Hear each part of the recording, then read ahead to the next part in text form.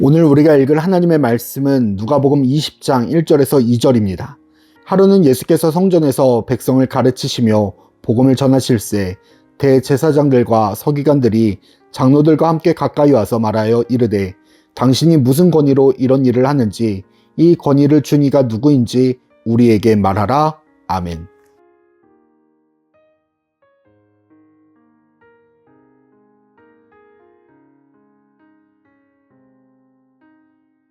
하나님의 역사를 바라보는 우리가 누가복음 20장에서 함께 살펴볼 주제는 예수님의 권위입니다.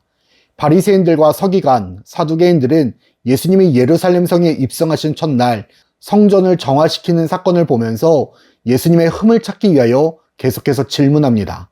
이 질문의 요지는 예수님이 하시는 행동, 말씀의 선포가 어느 권세, 어떤 권위를 가지고 있는가에 대한 질문들이었습니다.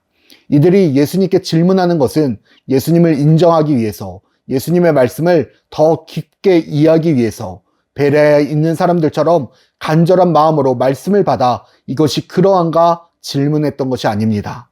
하나님의 권세를 인정하고 하나님의 권위를 지키려고 했던 것도 아닙니다. 오로지 예수님을 자신들이 파놓은 구덩이에 넣고자 했던 것입니다. 그럴 수밖에 없는 것은 지금까지 제사장 무리와 바리새인들, 사두개인들이 예루살렘 성의 주인 역할을 하며 백성들 위해 군림할 수 있었던 것은 그들이 가지고 있었던 율법의 권세, 율법의 권위로 가능했습니다. 그리고 그 율법은 모세의 율법이고 모세의 율법은 하나님이 주신 것이었습니다. 따라서 율법을 어긴다는 것은 하나님의 말씀을 어기는 것이고 그것은 징계와 심판의 대상이 됩니다. 문제는 여기서 자신들의 규례와 전통까지도 율법의 권위로 여겨지게 만들었고 자신들이 백성들 위해 군림할 수 있는 근거로 만들었습니다. 이것이 무너지는 순간 그들이 가지고 있는 권세와 권위는 근거가 사라지게 됩니다. 그들이 누리고 있는 모든 권위와 권세가 사라지고 무너지는 것입니다. 예수님께서 이스라엘 지도자들이 갖고 있었던 잘못된 전통과 규례, 그리고 율법에 대한 이해들을 하나하나 지적하시기에 이들은 위기감을 느낄 수밖에 없었습니다. 그렇게 이참에 예수님의 실수를 유도하여 예수님이 올바른 사람이 아니라는 것을, 예수님의 권위와 권세가 잘못되었음을 증명하고자 했던 것입니다. 예수님의 권위와 권세는 하나님으로부터 나왔습니다. 아니, 예수님 자체가 본체 하나님이셨습니다. 당연히 그들의 말로, 그들의 지혜로, 경험으로 예수님을 넘어뜨릴 수 없었습니다. 오히려 자신들의 잘못된 모습만을 보고 자신들의 잘못된 논리만을 발견할 뿐이었습니다. 하지만 그들은 그 사실을 인정하지 못합니다.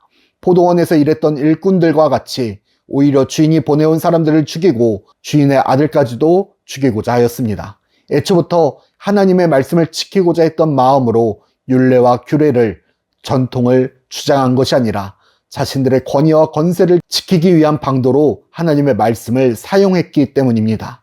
그들에게 하나님의 말씀, 주인의 요구는 필요 없었습니다. 사랑하는 불꽃교회 성도 여러분, 우리의 신앙은 무엇을 지키기 위하여 행해지고 있나 되돌아봐야 합니다.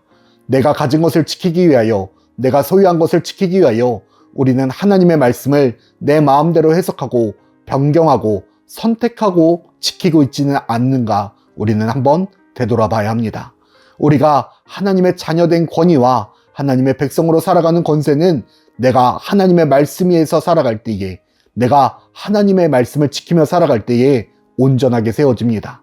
우리에게 주신 권위와 권세가 내 것이 아닌 하나님의 것임을 기억할 때, 주님 오시는 그날 우리가 추수했던 그 열매들이 하나님의 것임을 고백할 때에 하나님과 더불어 기쁨의 잔치에 참여하는 하나님의 백성들이 되는 불꽃교회 성도들이 되기를 축복합니다.